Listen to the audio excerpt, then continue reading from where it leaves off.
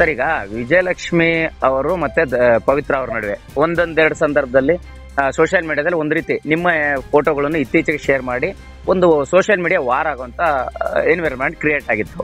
ಅಂದ್ರೆ ಈಗ ನೇರವಾಗಿ ಕೇಳುವಂತದ್ದಾದ್ರೆ ಕೆಲವು ಸಂದರ್ಭದಲ್ಲಿ ಈ ಖುಷಿಗೌಡ ಅವರು ಅಂದ್ರೆ ಯಾರ ಮಗಳು ಅನ್ನುವಂತ ಪ್ರಶ್ನೆಗೆ ಉತ್ತರ ಸಿಕ್ಕಿರ್ಲಿಲ್ಲ. ಸೊ ಆ ಸಂದರ್ಭದಲ್ಲಿ ವಿಜಯಲಕ್ಷ್ಮಿ ಮೇಡಮ್ ಕೂಡ ಪವಿತ್ರ ಅವರ ವಿಚಾರವಾಗಿ ಅವ್ರು ನಡೆದಾಗ ನಿಮ್ಮ ಮತ್ತೆ ಪವಿತ್ರ ಅವ್ರ ಜೊತೆಗೆ ಮತ್ತೆ ಖುಷಿ ಅವರ ಫೋಟೋಗಳನ್ನ ಹಾಕಿ ಈ ಫ್ಯಾಮಿಲಿ ಡಿಸ್ಟರ್ಬ್ ಮಾಡ್ಬಿಡಿ ಅನ್ನೋ ರೀತಿಯ ಪೋಸ್ಟ್ ನ ಹಾಕಿದ್ರು. ಸೊ ಅದೆಲ್ಲವೂ ನಿಮ್ ಗಮನಕ್ಕಿತ್ತ, ಹೆಂಗೆ ಏನಾಗ್ತಿದೆ ಅನ್ನುವಂಥದ್ದು? ನನ್ಗೆ ಗಮನ ಬರಷ್ಟು, ನನ್ನ ಹತ್ರ ವಿಚಾರ ಬರೋಷ್ಟರಲ್ಲಿ ಇಶ್ಯೂನೇ ಸಾಲ್ವ್ ಆಗಿತ್ತು. ಸೊ ನಾನು ಅದಕ್ಕೆ ತಲೆ ಕೆಡ್ಸ್ಕೊಡಿಲ್ಲ ಸರ್. ನಿಜ ಸರ್, ನಿಜ ಯಾವಾಗಾದ್ರೂ ಒಂದ್ ದಿವಸ ಆಚೆ ಬರುತ್ತೆ. ಹೌದು. ಅಂದ್ರೆ ನಿಮ್ಗೆ ಮಾಹಿತಿ ಇತ್ತು ಸ್ವಲ್ಪ ಈ ತರದ ಡಿಸ್ಟರ್ಬೆನ್ಸ್ ಇದೆ ಅನ್ನುವಂಥದ್ದು ಅಲ್ವಾ? ಅದ ಅವ್ರದ್ದು ವಿಚಾರ ಸರ್. ನನಗೆ ಇದ್ ಬಗ್ಗೆ ಅಷ್ಟೊಂದು ಗೊತ್ತಿರ್ಲಿಲ್ಲ. ಎಲ್ಲ ಮುಗ್ದೋದಾದ್ಮೇಲೆ ನನಗೆ ಗೊತ್ತಾಯ್ತು. ಓಕೆ. ನಿಮ್ಗೆ ಯಾವಾಗ ಗೊತ್ತಾಯ್ತು ಸರ್ ಈ ತರ ದರ್ಶನ್ ಅವ್ರ ಜೊತೆ ಆತ್ಮೀಯತೆ ಇದೆ, ಅವ್ರಿಗೆ ಫ್ರೆಂಡ್ಸ್ ಆಗಿದ್ದಾರೆ ಅನ್ನುವಂಥದ್ದೆಲ್ಲ? ಅದು ಡಿವೋರ್ಸ್ ತುಂಬಾ ದಿವಸ ಆದ್ಮೇಲೆ ಯಾರೋ ಹೇಳಿದಿರ್ಬೋದು ಸರ್. ನನ್ನ ಫ್ರೆಂಡ್ ಯಾರೋ ಹೇಳಿದ್ದಾರೆ ಈ ತರ ದರ್ಶನ್ ಪವಿತ್ರ ಒಟ್ಟಿಗೆ ಇದಾರೆ ಅಂತ. ನಾನು ಅದ್ ಬಗ್ಗೆ ತಲೆ ಕೆಡ್ಸ್ಕೊಂಡಿಲ್ಲ. ಅವಳು ಅವ್ಳ ಲೈಫ್ ನೋಡ್ಕೊಂಡಿದ್ದಾಳೆ, ಮುಂದೆ ಹೋಗ್ತಾ ಇದ್ದಾಳೆ, ಹೋಗ್ಲಿದ್ದು ಅಂತ ನಾನು ಸುಮ್ಮನೆ ಆಗ ನಾನು ಯಾವ್ದು ಡಿಸ್ಟರ್ಬ್ ಮಾಡಕ್ಕೆ. ಯಾವಾಗ ಸರ್ ನೀವು ಪವಿತ್ರವನ್ನ ಕೊನೆಯದಾಗಿ ನೋಡಿದ್ದು, ಮತ್ತೆ ನಿಮ್ಮ ಮಗಳು ಖುಷಿ ಅವ್ರನ್ನ ಮಾತಾಡ್ಸಿದ್ದು ಅಂತ? ನನ್ನ ಮಗಳನ್ನ ಮಾತಾಡಿ ಆಗಿರ್ಬೋದು ಸರ್, 6-7 ಮಂತ್ಸ್ ಮೊನ್ನೆ ಆಗಿರ್ಬೋದು. 6 ಮಂತ್ಸ್ ಅನ್ಸುತ್ತೆ ಮಾತಾಡಿ. ನಾನು ಜಾಸ್ತಿ ಮಾತಾಡಿಲ್ಲ ಸರ್. ಈ 11-12 ವರ್ಷದಲ್ಲಿ ಒಂದ್ 2-3 ಸತಿನ ಮಾತಾಡಿದ್ದು ನನ್ನ ಮಗಳ ಹತ್ರ. ಪವಿತ್ರ ಗೌಡ ಹತ್ರ ಲಾಸ್ಟ್ ಮಾತಾಡಿದ್ದು ಅದೇ ಕೋರ್ಟಲ್ಲಿ, ಡಿವೋರ್ಸ್ ಟೈಮಲ್ಲಿ ಲಾಸ್ಟ್. ಅದು ಮಾತುಕತೆ ಇಲ್ಲ, ನೋಡಿದ್ದು ಅಷ್ಟೇ. ಈಗ ಅವರೊಂದು ಕೊಲೆ ಪ್ರಕರಣದಲ್ಲಿ ಇವನ್ ಆರೋಪಿ ಆಗಿದ್ದಾರೆ. ಸೊ ಏನ್ ಅನ್ಸುತ್ತೆ ನಿಮ್ಗೆ ಅಂತ? ನನ್ನ ಪ್ರಕಾರ ಇದು ಸಾಧ್ಯನೇ ಇಲ್ಲ ಸರ್.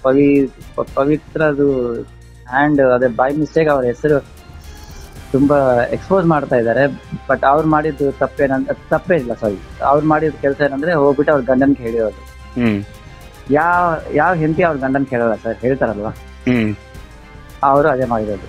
ಅದನ್ನೇ ಇದು ತುಂಬಾ ದೊಡ್ಡದಾಗಿ ಮಾಡ್ಬಿಟ್ಟಿದ್ದಾರೆ. ಬಟ್ ಒಂದು ತಪ್ಪು ಇಬ್ರು ಸೇರ್ ಮಾಡಿರೋದು ಏನಂದ್ರೆ ಅವರು ಪೊಲೀಸ್ ಸಪೋರ್ಟ್ ತಗೊಂಡಿಲ್ಲ. ಓಕೆ ಸರಿ.